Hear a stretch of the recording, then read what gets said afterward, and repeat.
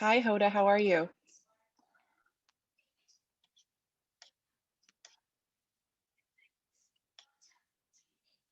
I'm fine, thank you. Who is this?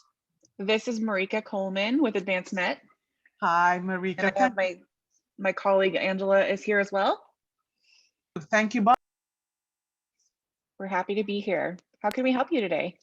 Well, I'm moderating this panel, and I have no experience in letting people in and getting this. So if you could be the host. We're here Okay. for you, Hoda. Thank you. I watched part of your presentation and I had a hard time sort of logging in, and anyway, so thank you for that. I think one of the presenters has a slide presentation, so she will need to share the screen. And we're going to be organizing it more around like a round table, Marika. Okay. So who are our speakers at this session? Let me pull up my list here. Okay, so there's a Lindsay Smith Okay, and she's here. and Jennifer Joins Okay. and Amanda Bennett. Okay. So So we'll keep an eye out. I know Lindsay Smith is here. okay.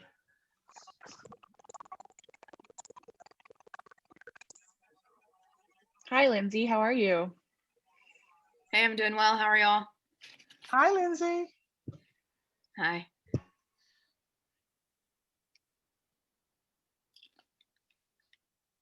So Lindsay, are we having two people? Do you know, is it two or three altogether?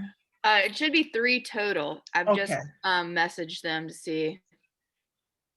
Okay, because Wait. when I messaged you a couple of days ago, I only heard back from 2 of you, so I Okay. didn't know if all 3 will, yeah.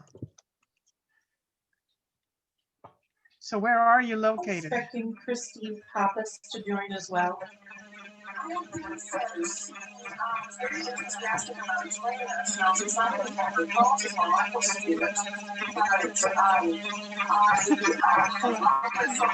Angela, Okay. can you mute, please?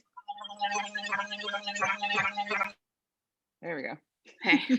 I'm Sorry. in Seattle, Washington. I'm originally from Alabama. I got my PhD at the University of Alabama. So, and what about you? Where are you? I'm in Virginia, Oh, what part? Yorktown, near Okay. Williamsburg.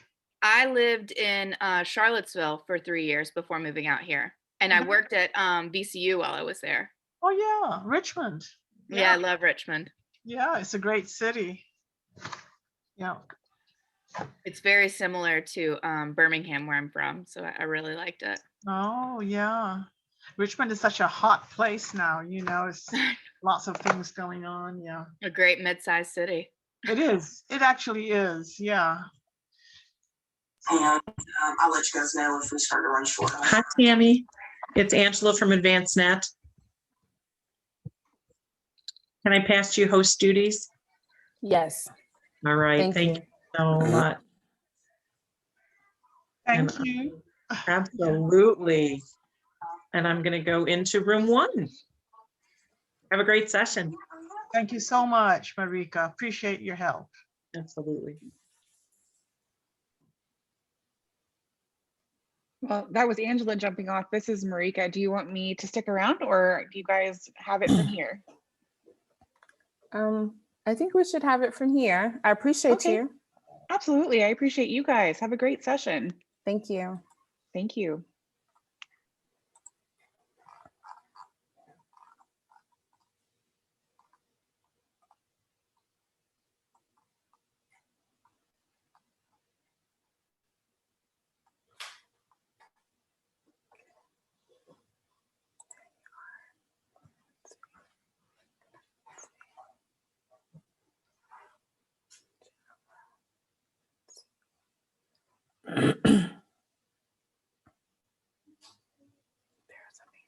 You're on mute, Amanda. There you go.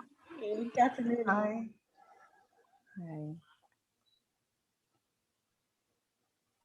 Hi. Excuse me, Dr. Zakia? Zaki, yeah. Zaki, thank you. Are you the chair for the I mean, technically, I'm the discussant. tech? Okay, okay, So, okay. and then I did request some help for bringing people into, I just don't, Yes, that's me. That's okay, so me. that'll be, yeah. So Yes, you'll be yes, the yes. co-host or host, and I'll be the Sure. discussant, okay. No problem, no I problem. can function as the chair of the panel, but I just didn't want to be the tech person too. I understand. So Okay. I'll serve as your tech person. So I will just go off camera and then I can keep time for you. So it looks like Jennifer Jones is the other person. Do you know if Jennifer is coming or not? I don't know, actually. I Okay. did email her a couple of days ago and I never heard a response back from her. So I'm going to assume we have two people on Yes. the panel, and so everybody can have more time. I think Lindsay and Amanda would like to have this more like a round table as opposed to a formal presentation. So what I'm going to do is, when we're going to start right now, and then I'm going to have each person introduce herself, do the presentation that they want to present, and then we're just going to, so I'll say a few words in response to the presentation, and then we're going to open the floor up for questions. Does that sound reasonable, Amanda and Lindsay? Yeah. Okay, all right. Okay, so good evening or afternoon, everybody. Welcome to a panel on our panel on political friendship across race. My name is Hoda Zaki, and I'm a professor of political science at Hood College in Frederick, Maryland. I retired last year, and I am so delighted to be here today to hear the thoughts and the research of Lindsay Smith and Amanda Bennett. So, Lindsay, did you want to go first? You're first on the program, so if you could Sure. introduce your. That's fine. So I'm Lindsay. I'm originally from Birmingham, Alabama. I received my PhD at the University of Alabama in political science with a focus on critical race theory and feminist theory. And I currently work as a faculty member at Green River College, which is about 40 minutes south of Seattle. So I live in Seattle, Washington. And yeah, so I'll just kind of get started with what I was going to talk about. I'll talk maybe a little more generally about it, and then I have some data as well if anybody's interested in me pulling up more of that information. But so Amanda and I have actually known each other for some time. And so we talk a lot about like these larger questions of creating community, creating space. What does it mean to enter into a friendship when you understand the sort of hierarchies that exist within race, gender, sexuality? And if you yourself are a beneficiary of those power systems, and then, how are you working to against that? All of these kinds of questions. And what are sort of the limits of the potential of that friendship, and how do you build coalition beyond that? So one thing that I think that I would like to talk about in particular today is how the pandemic has exposed the fragility of the situation of women, particularly women who have children or who are adjacent to women who have children.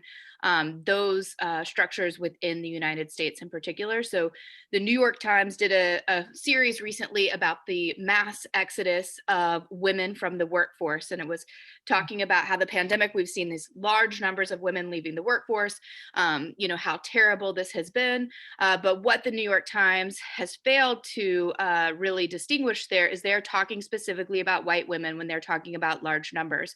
So when we look at the employment structure, there's this term that I ran across that I really appreciate is occupational segregation. So historically, when we've had experienced recessions, we've had a large exit of men from the workforce because primarily they are in manufacturing jobs, that sort of economies that we see. But right now we're seeing this recession impact the service industry, which is primarily women. And then if we look even more so at that, primarily women of color, specifically Black and Hispanic women.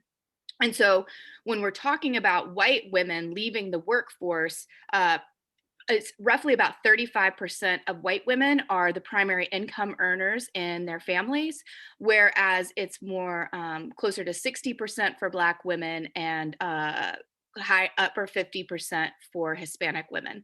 So when we're talking about white women having the ability to leave if there's already another partner that is the primary income earner, so it's a different conversation when we have different head of household and who has the ability to leave financially. And then the second thing about this is that also the women who are more likely to occupy jobs in the service industry are Black and brown women. So I ran across some interesting information in Washington. So I myself had a child at the beginning of the pandemic, and this is probably why this is all so near and dear to me. But in Washington state, there are only enough licensed childcare spots for 40% of the children under the age of 5. And so Washington and Seattle in particular, wealthy areas, these are places with large social safety nets, both economically and socially, that don't exist in like places like my home state of Alabama. So it is possible to find subsidized childcare, sliding scale payment, et cetera, but then we're still talking about only 40% are able to access those spots for their children. And most people who are able to access this are people who apply, get on the waiting list so they can afford to be put on the waiting list, but also are family planning. And people who are family planning are typically higher income earners, more educated. And so they have access to all these resources that tell you you should be planning for these types of things coming up. So if you have, maybe an unintended or unexpected pregnancy, the likelihood of finding licensed childcare is very, very difficult. And the average cost in Washington is around $2,500 a month. So that's already incredibly limiting for many people. And so right now there's this real conversation around the crisis of labor, workforce, who's leaving. But what it's largely ignoring is that Black and brown women have long relied on informal networks for childcare. And because of the pandemic, that has even strained that because of the just simply trying to remain safe and social distance, not having access. Or people losing their jobs, not having the ability to maybe pay a little bit extra for having childcare. And so we're seeing this crisis is manifesting differently. Some other things I ran across, and while it's not completely comparable, I think it's important to note when the Ebola outbreak happened, what we saw was an increase in maternal death and poor fetal outcomes. And so these were not due to contracting Ebola, but rather the failure of the medical systems there. So lack of access to care, lack of access to routine medicines that are life-saving, like antibiotics, not something that is particularly specialized, but just lack of access to those resources, social stigma placed on the women who were pregnant and maybe who had been around people or suspected of being having Ebola. And we're seeing the same types of things carry out in the pandemic in the United States. So, prenatal care closed down for a while. And now the argument is, well, we figured out ways for women to safely go to their doctor's appointments. But when you have fragmented relationships with healthcare providers, then the onus is still on the patient to reach out. And that's not a comfortable position, nor is it often encouraged. So it's quite easy to lose that connection of prenatal care. We've also seen, this is preliminary data, the data is still very early, but we've seen about a 50% increase in certain communities with metropolitan communities of home birth. And then, so this is more dangerous for both mom and baby. And then we've seen also a correlation with about a 50% rise in stillbirth, severe illness to the fetus, and then maybe a death within a short term of the baby. So, and then maternal death is also increasing. So, and then this is primarily seen again in Black and brown women.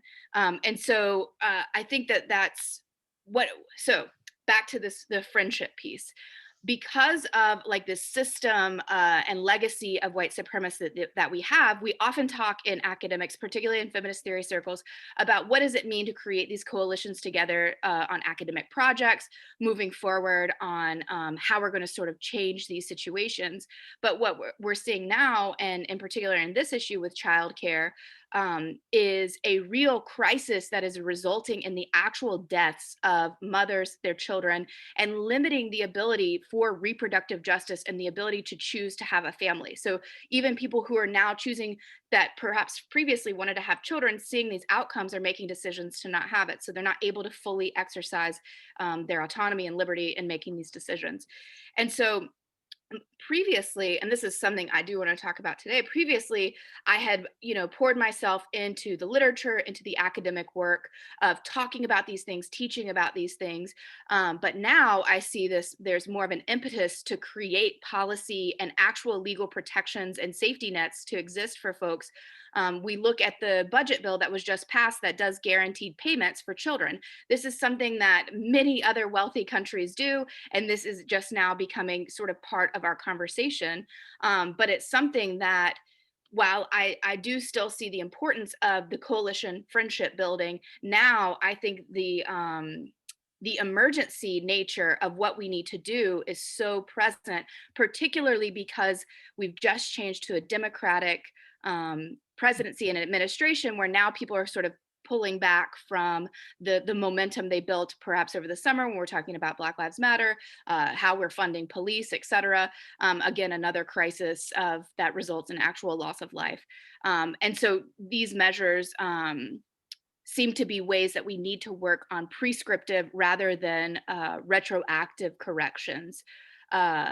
And so, and maybe this is more of a call to action to people who find themselves not as susceptible to these issues that are going on. So like white women who are in the academy, white women who are policymakers, really are the ones who are seeing a lot of this fragmentation for the first time, and then failing to acknowledge that Black and brown women are experiencing this tenfold and have been for quite some time. And so working towards that as like also acknowledging the segregation that exists within occupation, taking leave, et cetera. So this is the last thing I'll say. The push in parental leave in the United States is an interesting question, because in Washington state, for example, the state guarantees 12 weeks of parental leave to a parent, regardless if you're birth parent, if you're adopting, there's all kinds of ways that you get this parental leave policy. But what it fails to acknowledge, that if we're still talking about wage workers, the fragility of taking that leave, and even though there's the promise of protection, does that really exist for people, say, in the service industry, or for whom this amount is simply still not enough, and the support is still not enough? Whereas, Amazon, they can give you up to 6 months paid leave. So the protections exist within these corporations, but those are reliant on this occupational segregation that then this tends to benefit primarily white or Asian women in particular. So that's, I guess, what I have for now. I'm happy to discuss it further, but I'll pass off to Amanda. Thank you. Thank you for that, Lindsay. I mean, I'm particularly thinking about what are the material conditions that prevent the possibility of genuine friendship between Black and white women, and you've completely covered all of that.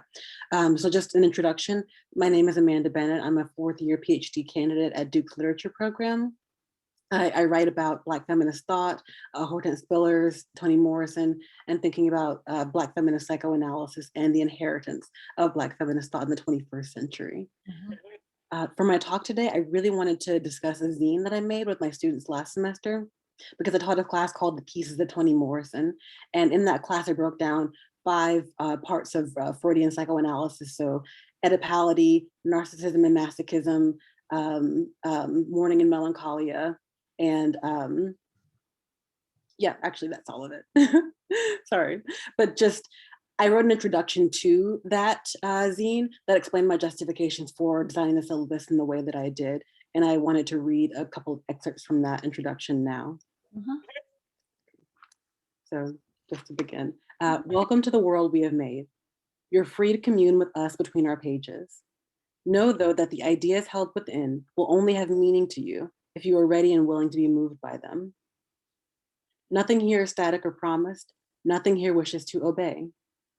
Imagination and a keen eye turned inward toward the self are the price of the ticket for admission.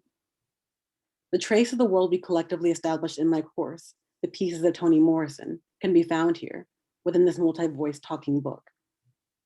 The chorus formed by the pieces my students submitted to this talking book sings in the future anterior tense. What stories and poems will we have read? What emotions will we have felt? What norms will we have abandoned? What art will we have made? What people will we have become in order to experience the ecstatic responsibility of freedom and the vibrant, curious self-awareness of love? The purpose of this class and this book is the same: to offer an alternative narrative of the self, one which may only be accessed through a complete internal transformation. Through the semester-long process of writing, teaching, learning, listening, feeling, and talking together, we have all become strange to ourselves. My hope is that the testimonies recorded in this book will give you all the courage to do the same. I did not expect the class to conclude this way. In the spring of 2020, as I developed the early drafts of this course, I was still allowing myself to be guided by an algorithm of deeply internalized racism and sexism. Though I never would have admitted it at the time, my primary goal in designing my course was to advocate for Morrison's inclusion into a blindingly and stultifyingly white male canon of critical theory and philosophy. I intended to force the broad complexity of Toni Morrison's mind through the narrow interpretive sieves named by Ferdinand de Saussure, Sigmund Freud, Jacques Lacan, Jean Baudrillard, Frederick Jameson, and others. I was going to convince my students that Morrison really was a semiotician, a psychoanalyst, a philosopher, a Marxist, and a literary critic. I was pitifully excited to assimilate Morrison into a system of thought that I knew it stifled my own creativity and made me doubt the value of my own experiences as a Black woman writer and intellectual. Why? Why perform in my own classroom, a place where the tyranny of the father was allegedly absent? At that time, I was aggressively committed to being unaware of the pain of assimilation that was quietly, quickly, and surely killing me. And then death came. Not for me, shockingly, but for someone who was a mirror to myself. I say she is my sister, but the stories attached to our skin do not hear my plea. She was white, I am Black. She was called Alexa, but believed that Antigone was her true name.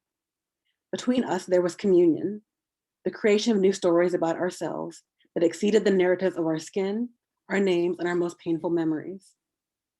Like communion in the sacred sense, I took her body and blood inside of me in order to be born anew. She gave me what I thought I wanted in order to show me that I was capable of desiring so much more.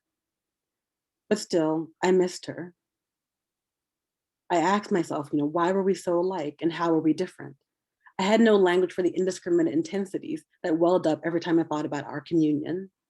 All I had were pictures and memories of us laughing at the absurdities of graduate school, of her defending me when I had the audacity to invoke ideas by Black authors in front of our white colleagues, of me being awed by her interpretations of Michel Foucault, Claudia Rankine, Immanuel Kant, Frantz Fanon, Toni Morrison, and Zora Neale Hurston, of her welcoming me into her home without question and sitting with me for hours when I called her crying over a devastating epiphany about my family.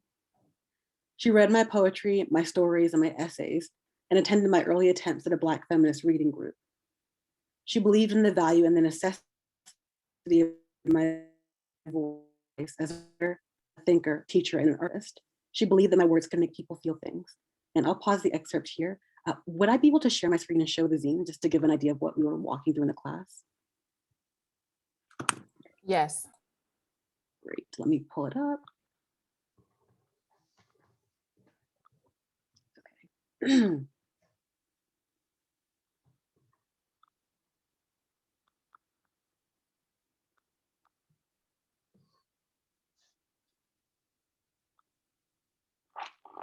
Okay, so I'll just go back to the first page because and my students also put this together on a platform called Issue.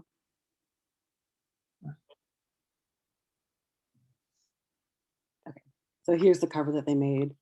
Just flipping through table of contents. And this is from their final project where they were able to write poetry and make songs, make video content, do kind of partner projects that didn't have to be the traditional final paper format. And my introduction.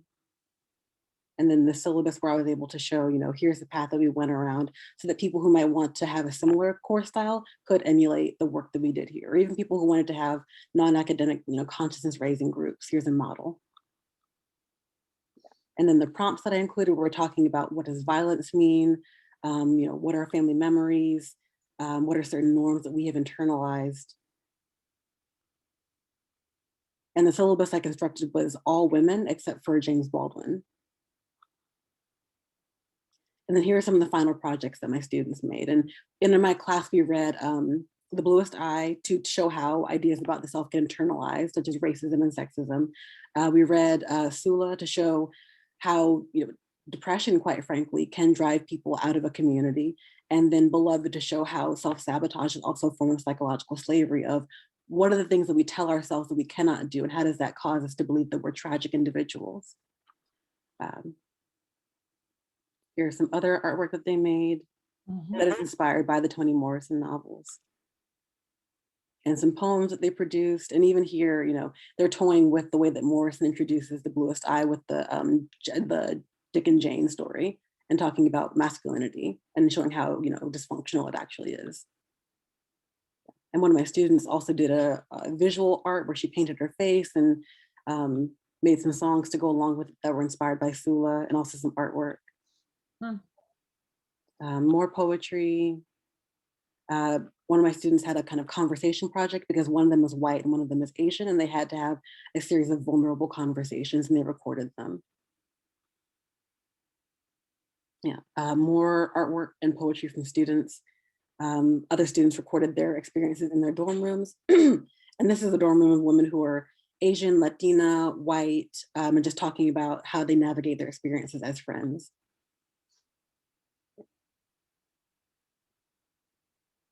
And here's just the final essay that a student wrote about emotion and hazing and his experiences, being hazed on the soccer team. And I'll stop my share. Okay. Yeah. So I'd love to talk about anything relating to that more. And thank you. Well, thank you. Thank you both so much. I mean, these are wonderful presentations. I want to take classes with both of you, right? But this is really so thought-provoking, and I have a lot of topics I want to talk to you about. The first thing that I thought was really interesting comes out of Lindsay's presentation about the similarities in pandemics between Ebola and COVID. And, I just thought that was sort of very thought-provoking, because we haven't lived really, this is our first pandemic on the mainland, right? And I was just wondering if some more digging could be done between the Spanish influenza, the Ebola, COVID, and there's a book that was written called A Paradise in Hell. I don't know if you know of the book. I think it's, is it Rebecca Solnit? But anyway, she looks at like 5 big tragedies, one of them being 9/11, the other one was a big fire in San Francisco at the turn of the century. And what she does in A Paradise in Hell is that she sort of really digs deeply into the primary research, and she finds that when the disaster hits, people have a lot of agency, and they come together in ways that they never have before.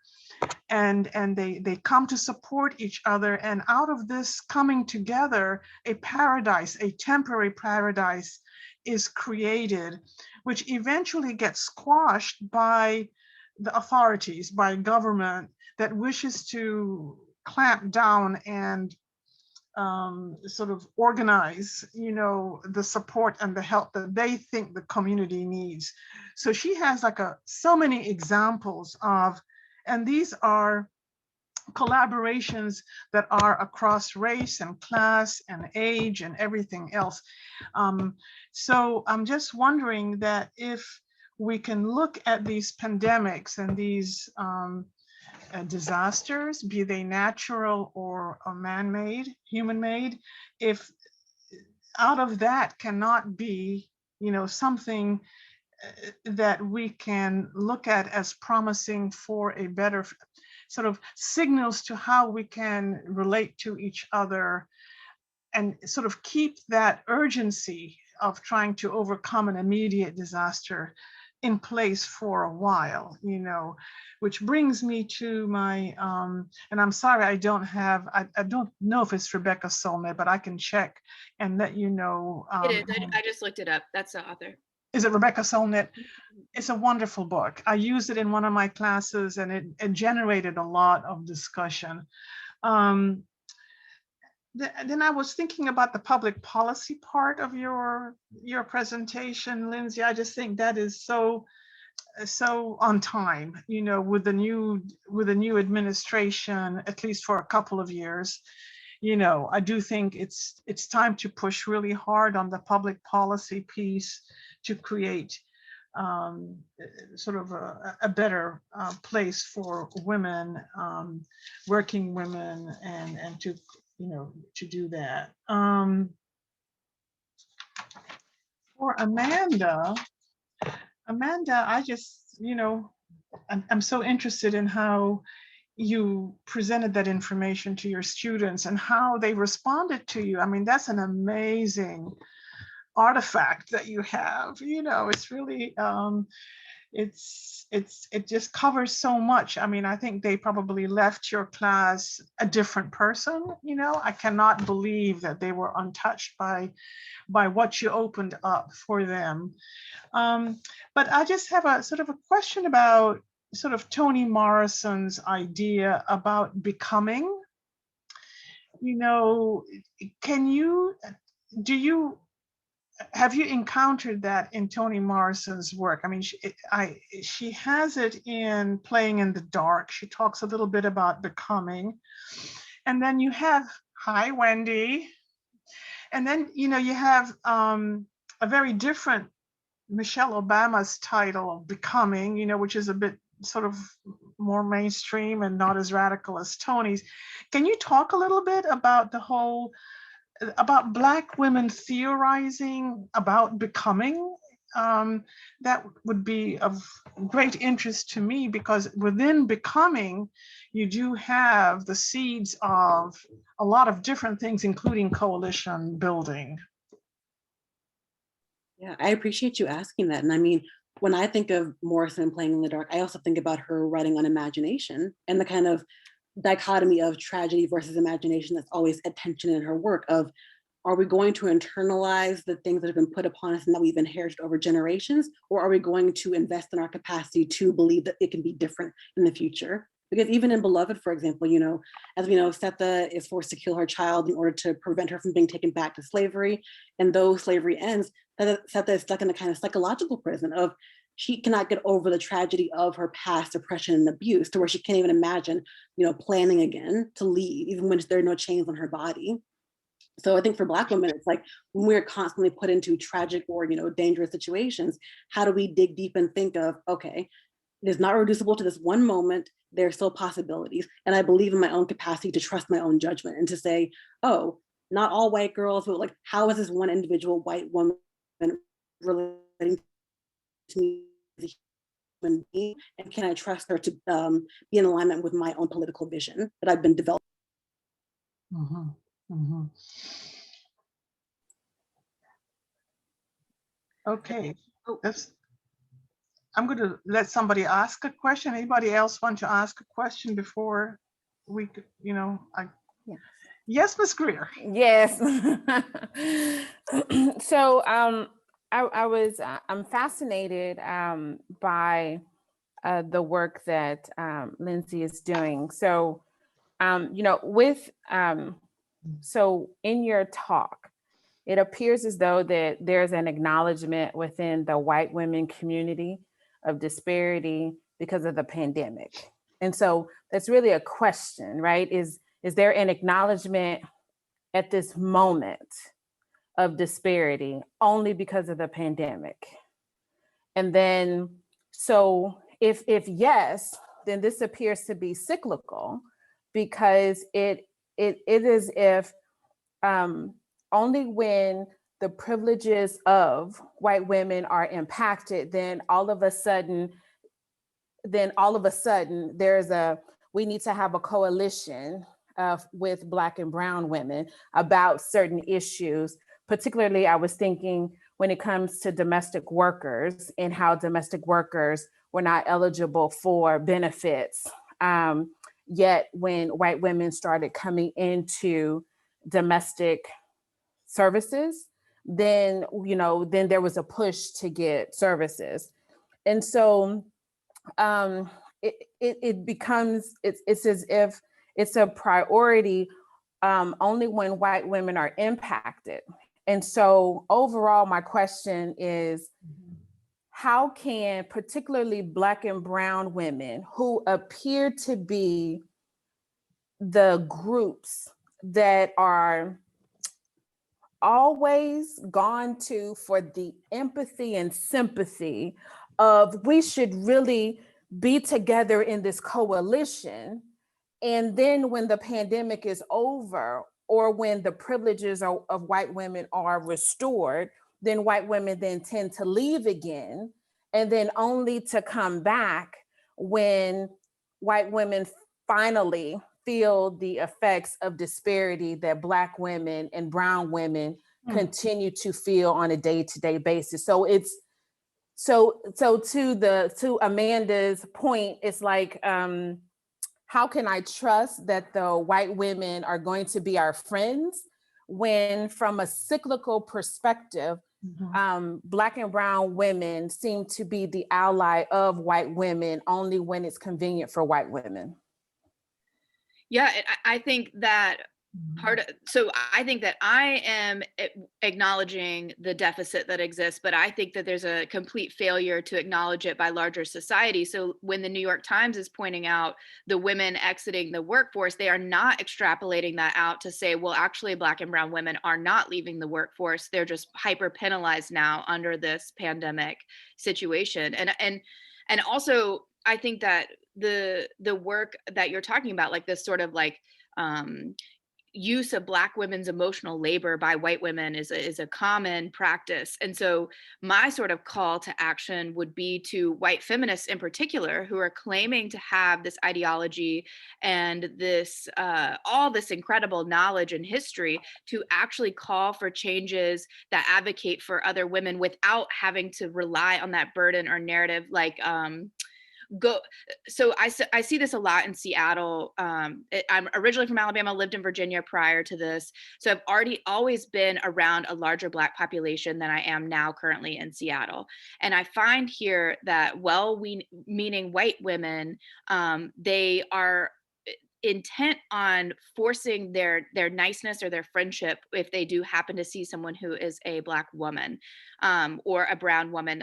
There is a larger Asian population here, so those friendships seem more natural, but somehow, like when you cross this color line, that there becomes this like sort of stigma or difficulty there. And so I see them attempting at friendship without demanding equity in those spaces as well. One thing that Amanda and I had actually talked about is the daycare where I take my child. The classroom itself, there are 5 babies in there. 3 are non-white, 1 is Black, 1 is Asian, and 1 is Indian. And then there are 2 that are white, or sometimes 3, there's a part-time other white baby. But all of the care workers in that classroom are Black, and particularly they are immigrants from Africa.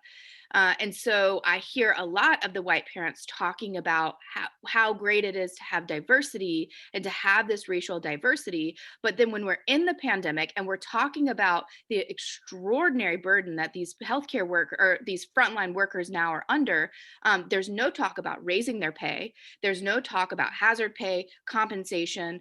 And then when we did have an actual outbreak of COVID in my child's classroom, there was no conversation about how we're protecting those women and their families, because they all do have families, and the ways that that's going to impact them as well. And so but instead there are these like care baskets made. And so it's like these signals of friendship or attempts at like creating community are falling short of creating the real demands and systemic changes that are necessary in order to keep these women and their families alive and financially supported. And Mhm. so, so I think, another thing too that I kind of want to come back to, that when we're talking about like comparison with like the Spanish influenza, well, one thing that I did find when I was researching it is actually that name is only because of a racist practice. Mhm. And so it's interesting that that is often left out of this like historical narrative. But you know, there was an anti-mask movement then as well. And so I don't know exactly what the data is for compliance, or you know, who were questioning these practices more along racial lines. But we do know now in the United States in COVID-19, people who are Black and brown are more likely to comply with COVID restrictions. When we're talking about reopening schools, Black and brown families say they want schools to be open, but only if the teachers are protected, and that they are more supportive of vaccinating teachers, whereas white parents are more likely to say we want schools open regardless of vaccination rates of teachers, even though we know that also disproportionately Black and brown folks are dying at much larger numbers for a variety of reasons because of this pandemic. So those are all examples where I feel like there's a lack of acknowledgement, particularly by white women, of the ways that their behaviors are damaging and furthering these disparities without a real sustained commitment to actionable items that can come from this. So, you know, one thing they could do in their daycare is actually advocate that these women are compensated at higher levels, guaranteed they get paid time off if they do come down with COVID, or even are suspected to have COVID, or do they have access to free testing? We just found out that childcare workers in Seattle qualify. Are they advocating for these people that are caring for our children to get spots? Are they working hard to get them the vaccine?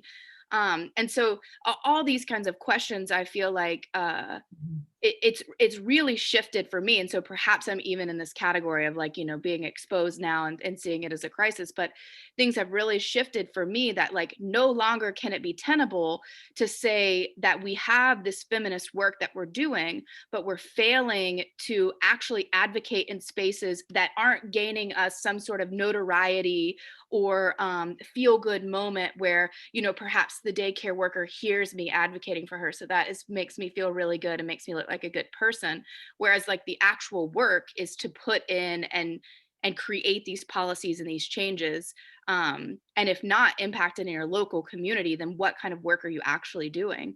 And another thing, and then I'll stop talking so much, but there's there was actually an incident at the school where I work currently. And I think that often in these situations of, and I can go into it later, but there was an issue of like racial discrimination. And often what I see my white colleagues doing is like fluttering around any Black person that they know, and or I'm with you, I'm in solidarity, I'm in solidarity, I'm in solidarity, but they're not actually creating spaces or real change within the system that we're placed in to ensure that this does not happen again. And so that we've created some sort of strange model where white women in particular need to feel the friendship validation rather than just doing the work that ensures equity and racial justice. And so I don't know. So I'm seeing this in like a completely different light and especially I think because the pandemic is actually life and death. And so to see it in this real sense of like crisis and urgency has just been very different for me. So if I could follow up real quick. So all of that, then to go back to like the title of the panel, then, and to go back to Amanda's point, then why should Black and brown women continue to want to be in advocacy roles along with white women when it is a transactional relationship for white women, as opposed to real life and death, everyday life for Black and brown women? And I think that is sort of the crux of something that Amanda and I have been talking about for a long time, because there also is a moment of where there's like trust that's built, and then it can be undone so quickly, and then it can expose something as a lie. So you know, you have this friendship, there is a misstep, a mistake, a grievance by the white woman in the situation, and then that entirety of that friendship can be exposed as a lie. And so there's a real danger in Black and brown women forming these alliances with white women, particularly if there's an emotional investment. So I mean, I'm sure that there are ways that Black and brown women have strategic friendships or strategic relationships that allow for a different type of advocacy or protection. But when I think something that we've been talking about too is like when you allow for the potential of intimacy in an actual friendship, how much more damaging that can be. And so, you know, I would say that white women need to prove through their actions rather than just their intent to create friendships or, you know, to share their time when they first realized racism was real with every Black person that they meet, but instead to like work on these sort of policies or provisions that protect the people around them, regardless of the intimacy levels or not with them. I mean, can I ask a question here, Lindsay? I'm taking the same discussion here, but a slightly different way. Wouldn't trade unions be like the way, you know, in which women and men of different races can come together and support each other for better working conditions? Wouldn't that be the space where the collaboration makes mutual interest? It's in the interest of both parties or multiple parties within the workforce to come together and negotiate, sort of with Jeff Bezos sometimes, you know, like what's going on right now in you know, in Amazon. So it seems to me that the trade union movement has been left out of, when we talk about the decline of capital, of human capital, when we talk about the decline of trust and in civil society. All of this happened really when the trade union movement was decimated. You know, it was a trade union movement with all of its unpleasantness in terms of racism within the trade union movement. I acknowledge that, of course, but it is with the decline of the trade union movement, you have a real decline in social trust, you know. So wouldn't reasserting the importance of trade unions be something that women, Black and white, can come together and work toward a mutual interest and an end? Yeah, I think Wouldn't that be a public policy that I think we could all support? well, and you know, you see that the states historically most anti-union are also most anti-Black, and so I think there's a real strong connection there. But I mean, I'm in a union now, and that was sort of a standard thing in Washington. Like, you know, all educators, all colleges are participating in that. And you know, there when I was hired, there were a lot of things like don't start working before you're paid. Like the union sent me this thing like, here's your expectations, like here's your rights, etc. And I do think that leads to more equity. Robin Kelly, who writes about, you know, these sort of the racism that was kind of overcome through these working groups, and then how they were disbanded, particularly in Alabama, they were broken up by, you know, Klan members because of not only the ways that they were protecting workers, but they were leading to these interracial relationships that were going to become problematic to, you know, the bourgeoisie or something. And so I think that union work is actually quite important. But I will say this too. I think, okay, so there was an incident that happened at my school, which a Hispanic faculty member used the N-word reading a poem that he had written. Black faculty corrected him and said, please don't say that word. He doubled down and defended it. And now our school is in a crisis about what to do. And it's interesting because in a place that is equity minded, a progressive place, you know, outside of Washington, that our whole platform this year has been equity and diversity. When this moment happens, the Black faculty has felt completely abandoned. And so this is that moment where even though the protections exist and the illusion of friendship and coalition building has existed, it's still, there is no swift reaction. Whereas in Alabama, if this had happened and been a white faculty member, because of our historical precedent, there would be swift action. And so it gets to this place where, you know, we laud ourselves as a more progressive place, but yet we still have anti-Blackness that is sort of the crux of where we can move our diversity to. So it's like the allowance is made, and then here is the law. And so I'm sure Amanda has experienced this, you know, even being at like this institution that prides itself on eliteness, but also engagement and, you know, recruiting students and increasing diversity and all these types of initiatives. I'm sure she's still experienced incredible issues of racism, sexism, et cetera. And so I don't, Amanda, do you want to jump in and speak to that? Yeah, totally. I mean, it's kind of the opposite of friendship in the sense of, you know, in an ideal friendship, both partners can communicate their needs and have them acknowledged and held. Whereas in these kind of, you know, power hierarchical race relations in the university, if a Black person speaks too honestly, they can lose their position. Even the idea of bringing in a, you know, tenure track assistant Black faculty member to do diversity in a department, of course, they're not going to be able to tell the truth because they could get fired or not get, you know, tenure when they come up for the position. So how could we possibly expect transparency when it's built in that you must stay in your place? Yeah. Well, Duke has a sordid history anyway. But I was just thinking about, you know, Lindsay's frontline workers in the school that she has her baby in, you know,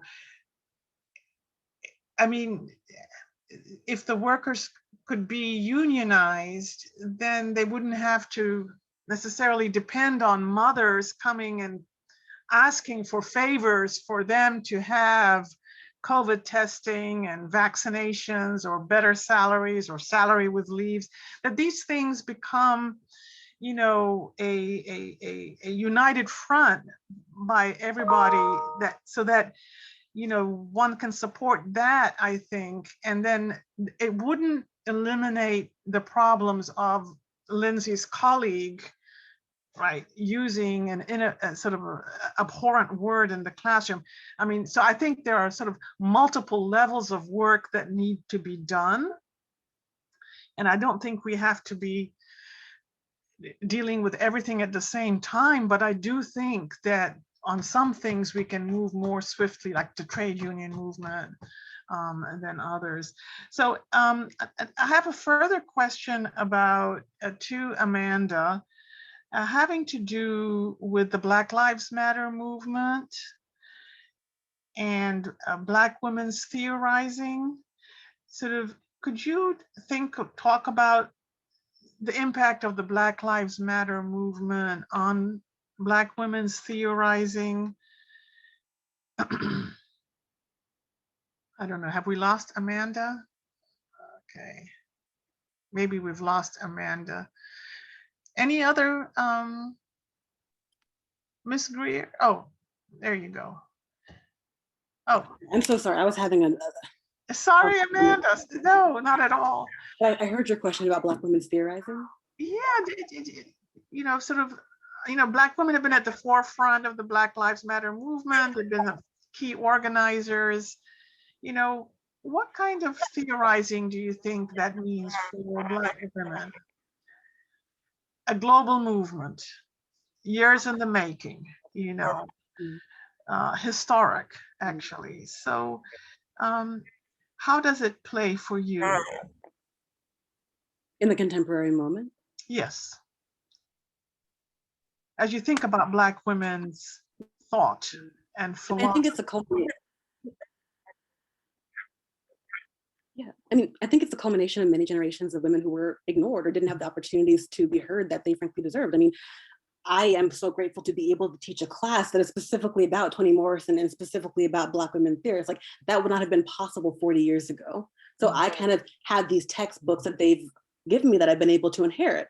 And so how can I kind of model their moves and then build upon that based upon the doors that they've opened for me? So it's really just like me saying the same story over and over again that's been happening for hundreds of years, like almost like being a griot in a way in West African cultures, of the person who's responsible for holding the stories of a particular community. I'm just a vessel in that way, I think. So let me ask a question to both Lindsay and you, Amanda. Given the Black Lives Matter movement and the elections, and have you seen an uptick in interest in Black Studies courses? Are more students taking courses? Are they majoring in African American studies? What are you finding? Honestly, I'm finding that there's a kind of bottleneck of there is a massive demand from students for Black studies, Chicana studies, queer studies, et cetera, and particularly for Black feminist thought, but there aren't enough faculty or classes available. So they can take, my class on Toni Morrison, but there's no really where to go up beyond that immediately, or no, Black feminist studies, degree, basically. And even the issue of me having to create reading groups because there's no other resources available that are formally Wow. at the institution. So just how do we move that into a more formal space and give that more support? Mhm. Yeah, I found part of, I think, so Amanda and I both knew each other when we overlapped at the University of Alabama. And while I was there, I was in the Gender and Race Studies department teaching Intro to African American Studies and Intro to Women's Studies. Mhm. And I found that we had a department chair that cultivated an intentionality about the faculty that he hired, the coursework, and then also the intergenerational networking that he built. So he encouraged me to apply to NCOPES the first time in Jackson, Mississippi, and to go. And he, explicitly told me, like, Lindsay, you will be one of few white people there, but you need to do this work. This is an important step, And so he would have these like very honest conversations. And then he also had faculty members of different generations who were there to kind of pick up beyond that. And so he really built this great way of walking students through. And so at Alabama, I actually found that, once you give the students the material and give them the freedom to discuss it, they were very engaged, even prior to it being, a trending topic. So we would have all these students all of a sudden, minoring in women's studies or majoring in African American studies, double majoring. And so I had that expectation elsewhere. And then at other institutions where I've been, it has not been the case. And it is very, very difficult to create the network necessary to support students doing this type of work. And so I was adjuncting at VCU before I had this position. And those networks don't naturally exist. And so it's really difficult when you have a student who is particularly interested in this topic, and then you don't know where to send them, especially if they are a Black or brown student, because the fragility of putting them in a space that could be harmful is much more real. But then I found now with the Black Lives Matter and the pandemic and sort of the time to slow down and look at the race and issues of police brutality, et cetera, that I had this massive slam of white people telling me like, oh, Lindsay, okay, now we're listening, let's do a reading group, or walk me through this material or whatever, which I was willing to do, but then it tapered off, and they're all out at like parties now, probably recklessly spreading COVID with a complete lack of apathy or empathy for the ways that this is impacting specifically Black and brown people, or the lack of care to wear a mask is really important as a praxis of racial pedagogy that I try to implore to my students, that when you make that choice, you are making a claim that somebody else's life is of value, regardless if you think that this is not going to impact you. And so I find that, there's this trend, especially in Seattle, of students who Black Lives Matter, yes, hashtags, sweatshirts, etc. But when it comes to the actual work of reading the materials, engaging in that work on yourself, and then also the practice that you have, which is easily manifested in the pandemic through simple acts, is really falling short. So it's kind of, I find it's kind of diluting the quality of what could happen in the classroom, because prior you had students who were actively engaging, really hungry for that knowledge, and now it's like become this trend. And so it's like it's falling short in some places, particularly in the ways that we are creating committees on diversity that fail to acknowledge the people who are already doing this work and imposing these standards on people who are inequipped to do this work, which actually can cause incredible harm. True. Yeah. And so that's kind of where I am on this, Mhm, how mhm.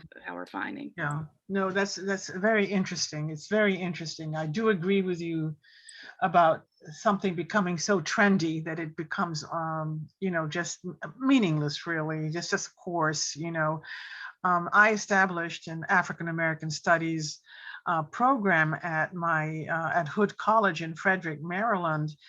And at the request of Black and white students. I mean, they lobbied and pressed the administration for it like 30 years ago. And then it was a minor, but multidisciplinary. And the interesting thing is that after President Obama got elected, a lot of Black students stopped taking African American, the minor, I think they bought into the post-racial democracy kind of narrative, and it just about killed the program, because we just never had enough students, to mount courses. And then the administration said, well, do we really need a minor like in this way, So anyway, I'm hoping that with the Black Lives Matter movement and with President Trump for 4 years, that kind of ripped that veil off their eyes, that they were fine if they just did well in their courses, and that they were going to be able to swim easily in society. So that's why I'm not in the classroom anymore, so I don't know what's going on, with student interests, but I'm hopeful that when I looked at the Black Lives Matter protests this summer, especially around monuments given to the Confederacy. As you know, in Richmond, there was a lot of talk about what was going on on Monument Avenue. It was heartening to see young white people demonstrating in numbers, although it did feel like it was like a party. People were, out there in the sunlight and enjoying themselves, but still, it was good. It was multiracial, and I give them, I give everybody credit for that. So anyway, I'm hopeful that you will see a sustained interest in African American studies at both of your institutions. I am appalled that Duke does not have an African American studies program, like a major. I am just appalled at that. Right. Given the resources, they need to do a whole lot better. If I could, I'm very curious, with both of you coming from Alabama and the history of Alabama and the overt racism that has persisted in Alabama, and then to go to a Seattle, right, a Washington state where that professes itself to be progressive, yet has a lot of interesting dynamics of white nationalism there. I would love to hear that take on it. And as well as, again, coming from Alabama and then going to Duke, that where the thought is it would be more liberal or more progressive, or at least more today, which space has been, like, is it easier to accept this space in Alabama, and then you go to a Duke or a Seattle and you're like, wait a minute, I don't know what's happening here. I'm interested in that take on it, if you would mind. I think one thing particularly, I lived in Charlottesville for 3 years prior to moving out here. So I was there for the Unite the Right rally. And I worked for UVA in a capacity of reading applications for undergraduates. And I found it really interesting that most of the people there I met were like, oh, you're from Alabama, you know what racism really looks like when, the Unite the Right rally happens there.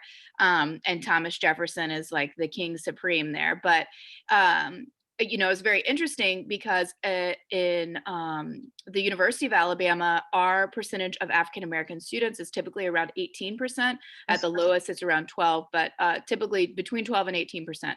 At UVA, it was a great year if they got 4.5% African American students, when roughly the racial demographics of the states were equal in Alabama percentage wise.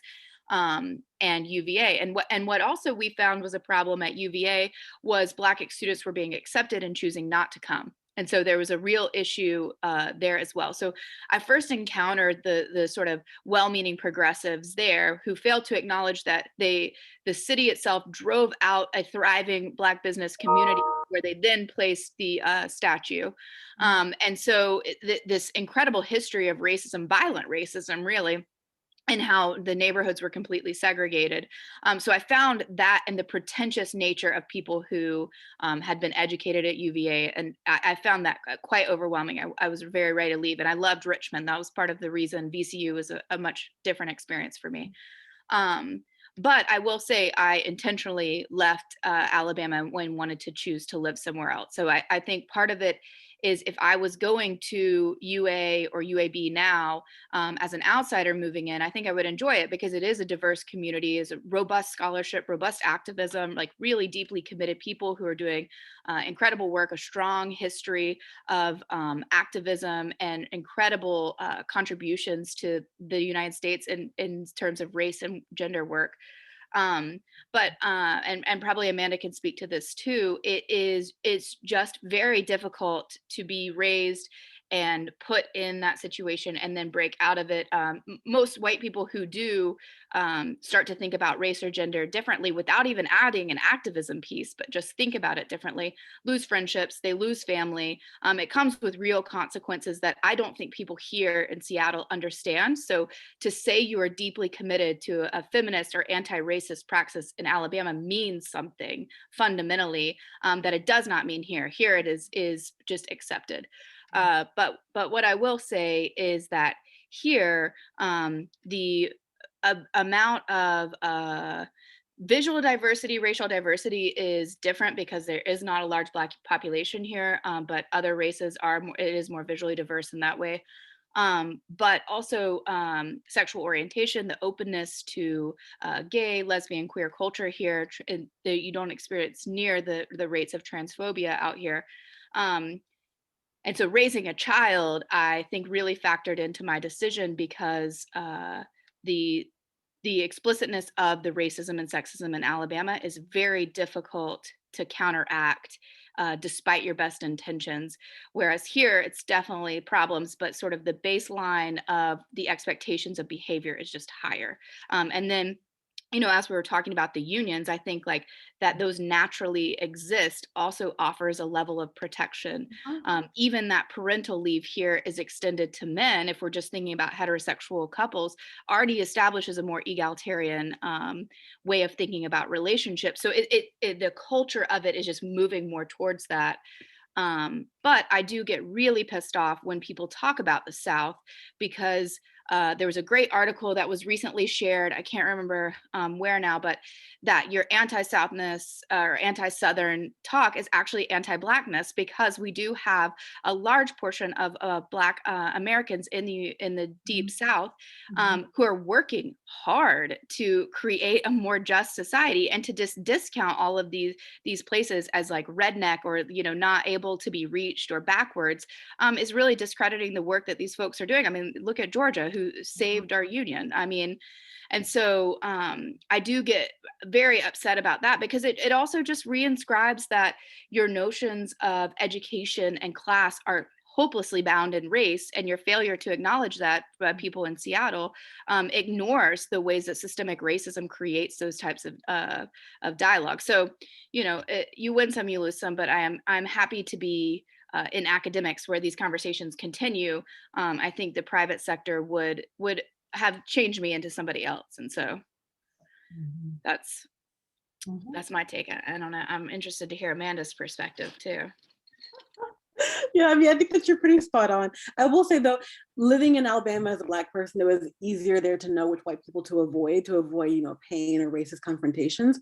But at Duke, it's hard because the white people can present very, leftist and radical, but then you get into like a friendship with them and then get, cut. Because you're realizing, oh, this person actually does not view me as a human being, even though they know all the kind of jargon of wokeness and anti-racist politics. So just that labor of having to split hairs and really like dig deep to figure out, are you my friend or are you not, can be quite like draining and traumatizing a little bit in these kind of liberal spaces. Of like the kind of frustration of, I spent my life learning all these politics and yet it can't bring me true interracial friendship because they won't accept that being a good friend is part of an anti-racist politic.